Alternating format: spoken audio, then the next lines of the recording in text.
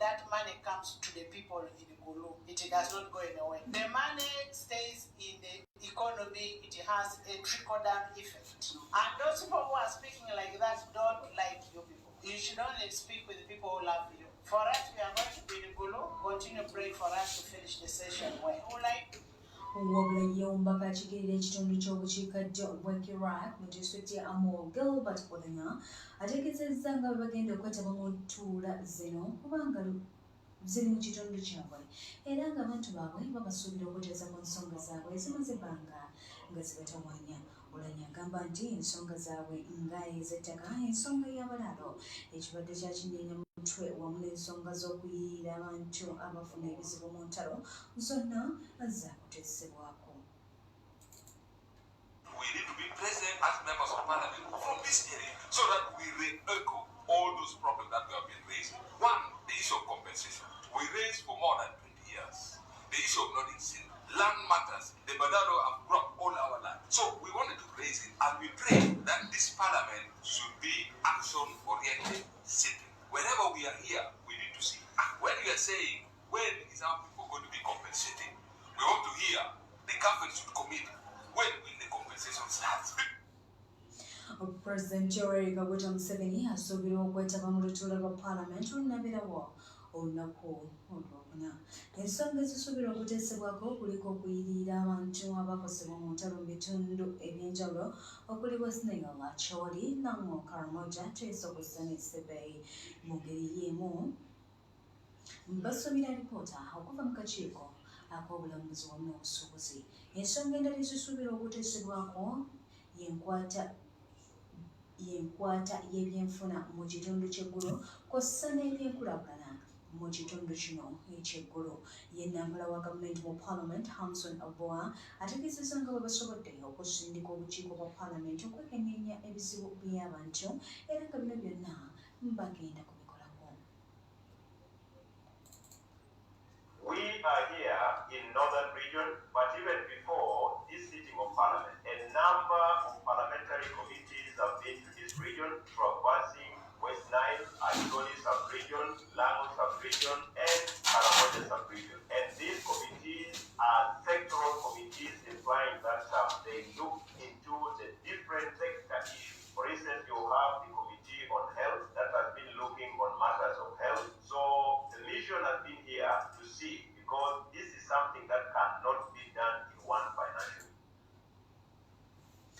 Ye President w'eggwanga Uganda, Gen. Yoweri Kaguta Museveni Tibuhaburwa yeegasse ku bakulembeze b'amawanga agali mu kitundu ky'obuvanjuba bwa Africa okuwagira Raila Odinga mu kifo kya ssentebe w'omukago gwa African Union.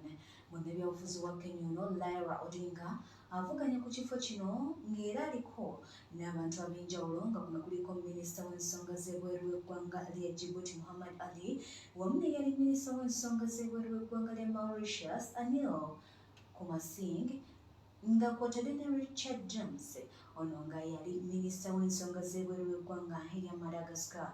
Museveni asinzidde Kenya n'atongoza kampeyini za Odinga era ng'okulonda kwakubeerawo mu mwezi ogwokubiri omwaka 2025. Raila Odinga bw'anaawangula obukulembeze buno ajja kudda mu kifo ekibaddemu Musa Faki Mahamat. Raila Odinga asuubizza okolagana n'abakulembeze b'amawanga ag'enjawulo okulaba nga baleetawo enkyukakyuka mu buweereza.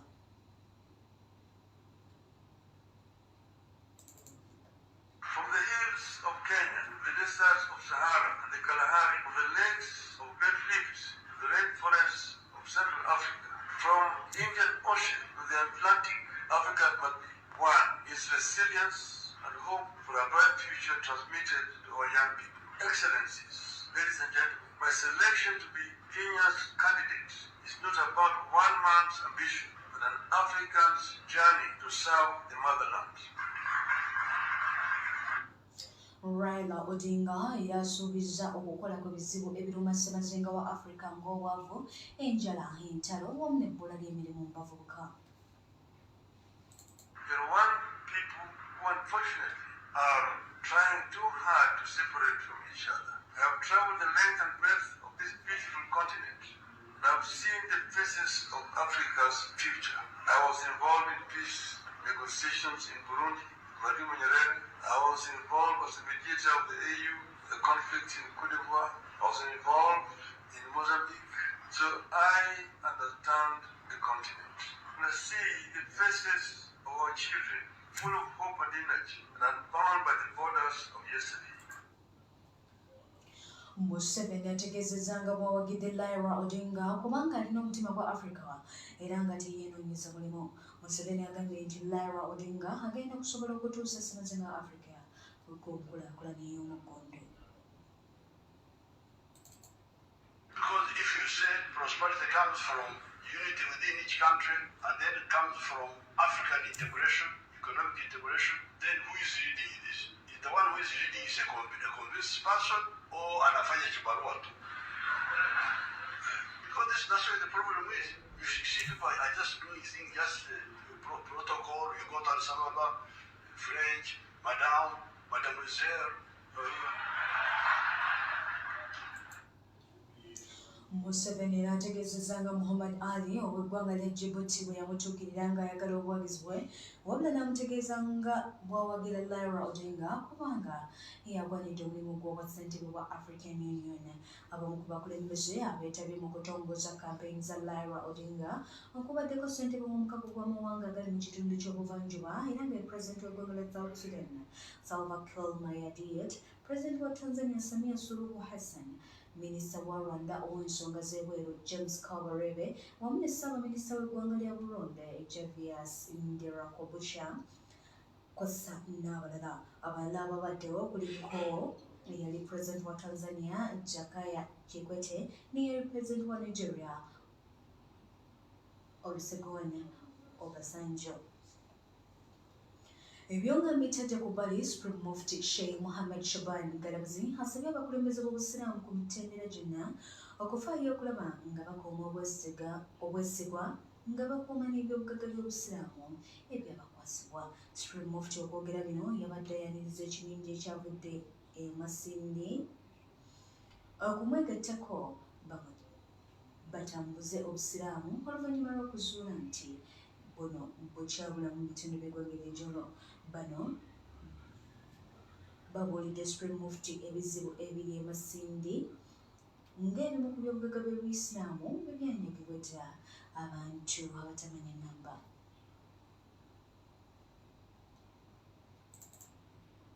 Ewange temutuswaza obuweereza buzzeemu olugendo kukwasa kutambula n'abantu ekiba okuba byonna okubeera ebituusiramu. Nabadde kusande nabaddeko bombaawo naye ne bagamba nti omuweereza oli ali waggulu wali yazze essaawa 11 ekiro ng'azze kunyaga ttaka ly'abantu b'ekitundu.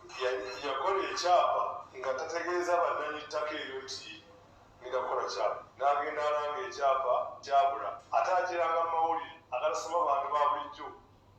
Ani asoma itofuwano, ani asoma kamunyi oba musoma egiyalanga ekyapa ky'egindi kyabula.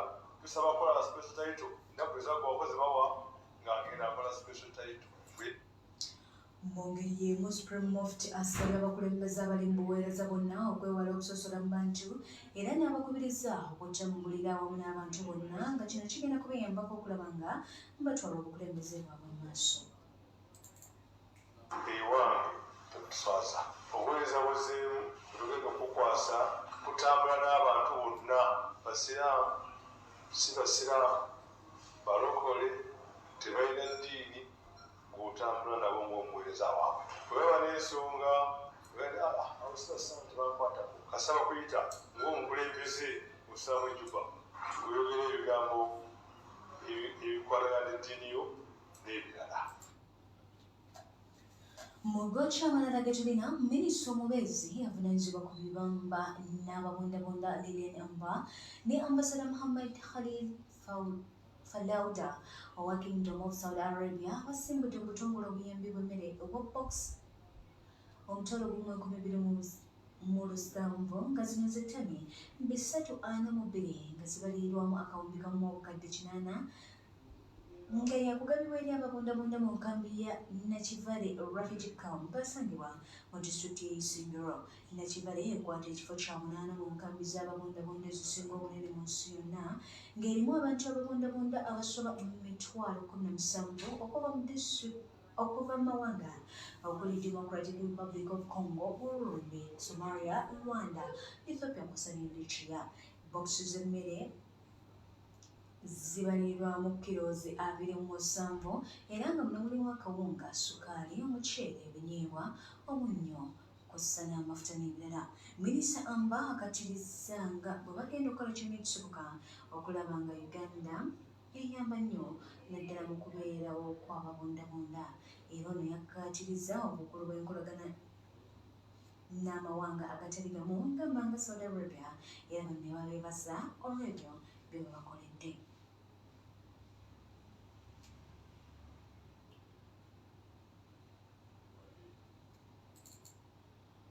This relationship, it's historical relationship and it's very deep between two countries. And what we do today, it's to it's a confirmation about the brotherly bonds between people and government of the two countries. Ate ye Ssaabasajja Kabaka wa Buganda Ronald Muwenda Mutebi II asiimye nate n'aw'abaami b'amagombolola abaali bafikidde pikipiki okuddukanya obulungi emirimu gyabwe. Mu bubaka nnyinimu bw'atisse Kamalabyonna wa Buganda Charles Peter Mayiga e Bulange Mengo, Ssaabasajja alagidde abaami abaafunye pikipiki mpya okusobozesa obulungi balwanyise Mukenenya n'okukunga abantu be okukola ennyo b'ejjimbwavu. Katikkiro wa Buganda Charles Peter Mayiga mu bubaka bwe ategeezezza nti abaami bonna abaweereddwa pikipiki beebe 8 abaali baafikkira ku mulundi ogwasooka. Abaami ba Ssaabasajja Kabaka abasoba mu 200 okutwalira awamu be baakafuna pikipiki zino. Abafunye pikipiki olunaku olw'eggulo baasuubizza nti bakola kyonna ekisoboka okulaba nga baweereza obulungi Obuganda kw'ossa n'abantu b'Omutanda. Mayanja Moses ku lwa kampuni ya Simba Automotives Limited ekolaganye n'Obwakabaka okutuusa pikipiki ku baami ba Ssaabasajja yeeyamye n'okunyweza enkolagana eno era ne yeebaza Obwakabaka bwa Buganda.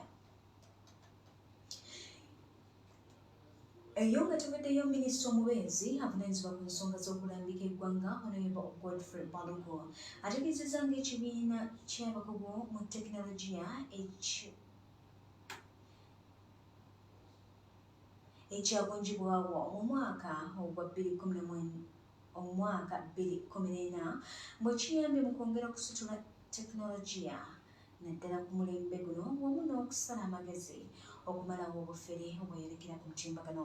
Okwogera bino asinzidde ku ssengejero ly'amawulire ga gavumenti wano mu kibuga Kampala bw'abadde ayanjulira eggwanga ku nteekateeka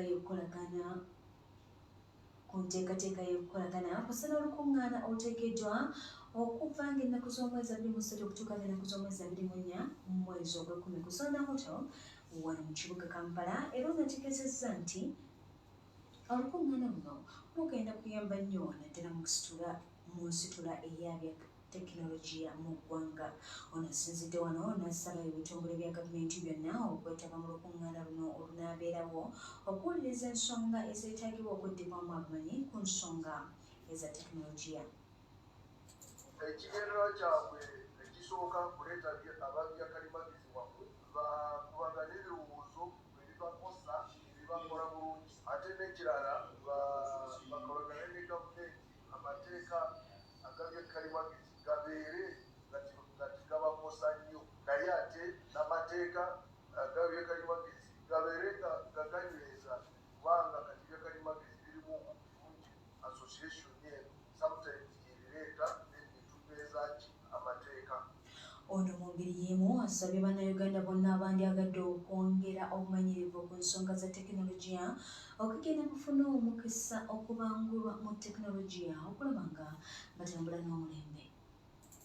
Ebintu ebirala tunayongerako mu lukuŋŋaanya luno g'amateeka kubanga amateeka gakalimagezi ebintu bikyuka buli lunaku, so kyetaaga n'amateeka tugakyuse buli lunaku. Bwe tubanga tugakyuse cyber security ejja kutumalawo. Kati mu lukuŋŋaano n'amateeka bajja kukwongerako kubanga minisitule yaffe ebyakalimagezi byo ababitambuza baneekolera zaabwe, si gavumenti yebitambuza. Ffe tukola amateeka tulaba nti waliwo emirembe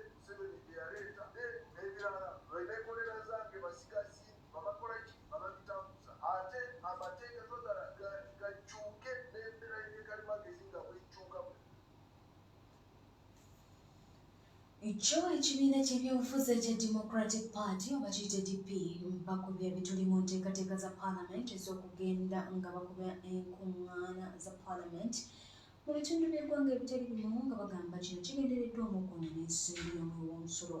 Bino byogeddwa ayogerera ekibiina kya DP Ismail Chinya wabadde ayogerako ne bannamawulire ku kitebe ky'ekibiina ku Balintuma wano mu kibuga Kampala era Chinya agambye nti kinnyamiza okulaba nga Parliament eri mu kwonoona ssente z'omuwi w'omusolo kyokka ng'eggwanga liri mu katutu k'ebizibu ebitagambika ebyetaaga okukolebwako. Ayongedde n'ategeeza ng'ensonga ezigenda okwogerebwako mu bitundu by'eggwanga eby'enjawulo bwe zitalina njawulo n'ezo eziteesebwako wano mu kibuga Kampala. Ginajjukirwa nti entuula zino zitandise olunaku olwaleero ng'era zitandikidde mu bitundu bikulu nga zigenda kutuula mu bitundu bina nga zigenda kusaasaanyizibwako obuwumbi 20.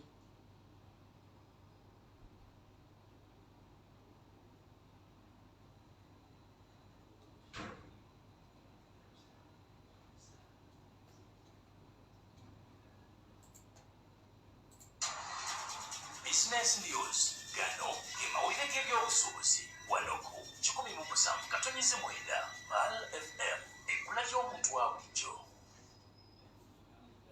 Mawulire gaffe g'ebyobusuubuzi ge tulina mu makya g'olunaku olwaleero abasuubuzi b'ennyaanya okuva mu ggwanga erya Kenya ne wano mu ggwanga Uganda beekokkodde enkyukakyuka y'ebbeeyi y'ennyaanya ekyukakyuka buli lukya. Okusinziira ku ssentebe w'abasuubuzi bano wano ku Ggwanda mu Kisenyi Omar Muhumuza agamba nti tebalina bbeeyi eri ku mutindo mu mulimu gwabwe ekiviirako ennyaanya zino okumalawo akaseera olw'abamu okutya okuzitwala olw'ebbeeyi erinnya buli kadde. Ono agamba n'eddagala erikozesebwa okulima ennyaanya wano mu ggwanga teriri ku mutindo ekintu ekisannyalazza enkola yaabwe ey'emirimu. Ab'ennyaanya ebbeeyi ekyuka buli ssaawa. Ebbeeyi eri olwaleero oba oguza ennyaanya leero n'esulawo ate enkya zijja nnyingi n'osanga nga zikusaze ate n'embeera y'obudde okukyukakyuka kati nga siizoni eno enkuba yasse nnyo ennyaanya mu mawanga ga Kenya kubanga ffe ttunda ennyaanya eza Kenya kireeta okulaba nti akatale kaffe tikatambula bulungi. Obuzibu bwe tulina buli ku kukwataganya n'eddagala. Eddagala lyaffe si ddungi lirimu oludiibudiibu kati ng'amawanga nga Kenya eddagala lyabwe lya mutindo nnyo okusinga erya wano. Era ky'oba nga kwalite y'ennyaanya eya Uganda n'eya Kenya byawukana. Kuba kwalite eya Kenya ate yo nnungi nnyo okusinziira eddagala lyabwe lye bakola ki lye bakozesa.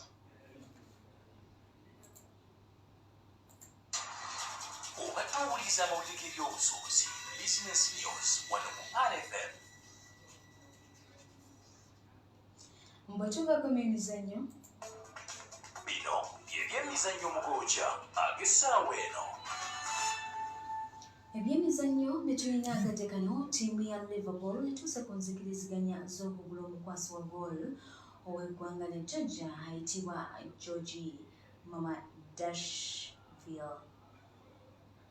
Ono bagenda kumugula nga bamuggya mu ttiimu eya Valencia. Ono bagenda kumugula ku bukadde bwa pawundi 29 zokka. Mu kiseera kino munnansi wa Brazil Alson Becker ye goalkeeper wa Liverpool asooka era omutendesi wa Liverpool asuubira okubeera nga kati musanyufu olw'okunyweza oluuyi olw'abakwasi ba goolo.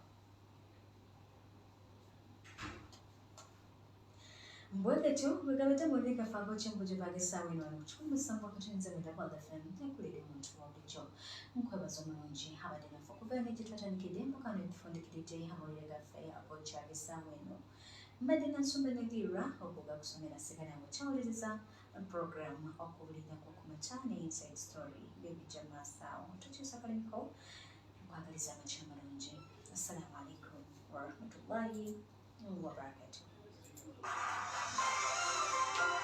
Ako ikabitambule akucha Kupal FM umbe Threeways Property Consultants Limited ebasukuna zake nako wabona okufula landlord igama kufunira ettaka eriri ku buzuri kukudosa desiyingira n'okufuluma ekibuga